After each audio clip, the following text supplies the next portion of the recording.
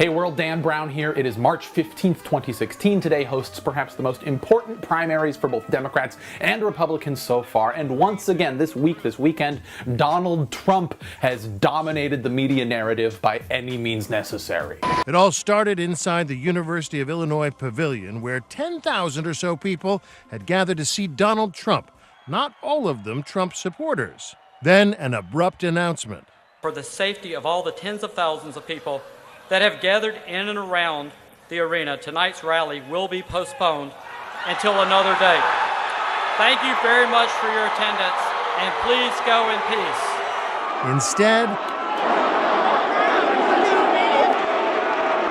all hell broke loose. This is what happened today at the event before Chicago went off the rails tonight. Part of the problem and part of the reason it takes so long is nobody wants to hurt each other anymore, right?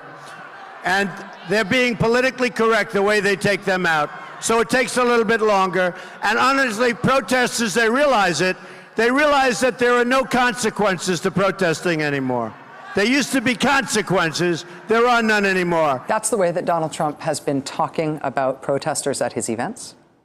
That's the way that he has been directing his supporters at events to treat those protesters. If you want to know what led up to Chicago tonight, that was Donald Trump's display of leadership and calming the waters. When political scientists look at presidential candidates, they try to break down support trends along demographic lines so as to make better empirical sense of the big picture. For example, Hillary does well with women, Bernie does well with young people, Ted Cruz does well with evangelical Christians, Marco Rubio does well with people who make over $250,000 every year, etc. Who exactly are these people, though? Donald Trump supporters. I really want you to think about this. I'm going to ask you in a second here to actually pause this video and just think for a minute to yourself, what is the common thread among this group? Okay, go ahead and pause.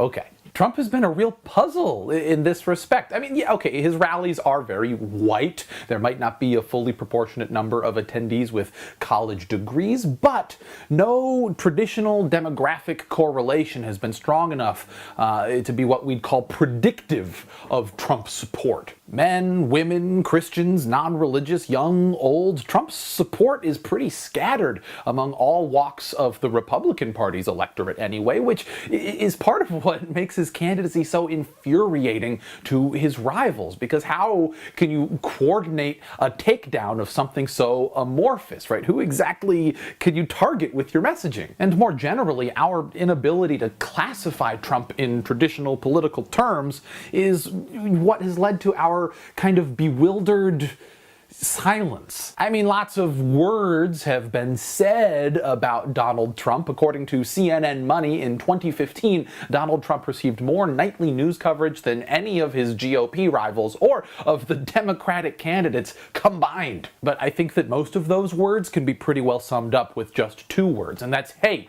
look. People who are concerned about Trump's rise are champing at the bit to talk about it, but if you're anything like me, those conversations often devolve into speaking emotionally more than constructively because we don't quite know what to say. Pogo Tribe all-star Josh Fletcher, however, recently tweeted a link at me to an article published by Vox titled "The Rise of American Authoritarianism," and it was really an aha moment for me. Researchers who study authoritarianism, not established authoritarian states, mind you, but a certain voter profile, people who value authoritarian ideals, can place individuals on a spectrum based on how they answer four questions, ostensibly about parenting. As it happens, this is the best demographic predictor we have as to whether or not any particular person is inclined to support Donald Trump. It's how they answer these four questions. Those who value respect for elders, obedience, being well-behaved, and good manners over independence, self-reliance, being considerate, and curiosity consistently support Donald Trump. For most of the 20th century, one's authoritarian values had no real bearing, no correlation to which political party they belonged to. But that began to change in the last realignment election, right? 1968, when Richard Nixon and the Republican Party embraced a silently anti-civil rights posture, emphasizing law and order and reducing crime in America's cities. This shift did not happen overnight, but over the last 50 years, authoritarians have self-sorted into the Republican Party until they've apparently now reached this critical mass where they have real control over the party. I mean, this article I'm referencing is pretty long and I'm simplifying things here a little bit, but its most important lesson that I think most people don't fully grasp is that what's happening around Donald Trump does not begin and end with Donald Trump. This isn't just some cult of personality that will fade into obscurity when its leader is soundly beaten in November. No, Trump didn't invent this kind of frenzy. He simply rattled awake a sleeping dragon that will survive longer than his candidacy. So what exactly has Trump been able to leverage to rattle this dragon awake? Well, America's social fabric is changing faster now than ever before. We are in the midst of an immigration boom. The consensus conception of what constitutes a family in this country is evolving rapidly. We're coming to a more complex understanding of gender, and globalization means that spooky alien others feel closer than they ever have. Those who have taken for granted their automatic positions of supremacy because they're white,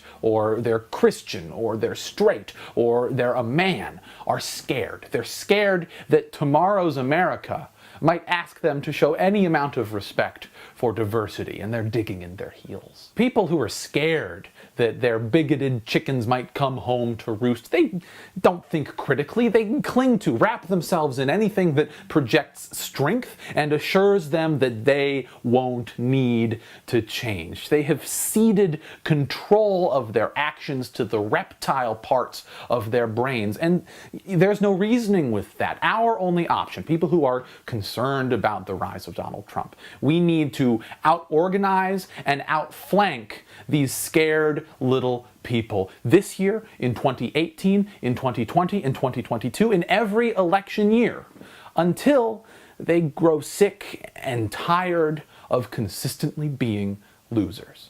China, China, China, China now, China, China. You know, China. I know China very well. I want more video responses from you guys. If you have a thought or a prompt or anything you want to say to me, upload a video to YouTube and email a link to danbrownuniverse@gmail.com. I want to feature more than I have been, but I need you to do your part right there too. I also, at the end of this week, want to upload slightly more casual, kind of just question and answer video. So if you have any sort of question you want to ask me, tweet it at me. I'm at Delicious Steak on Twitter, probably this Thursday or Friday. I'm going to publish that. I want to get a little more content out more regularly here on PogoBad. But aside from that, thank you as always for watching. If you want to support the show, click on the Patreon link underneath me and subscribe if you haven't already.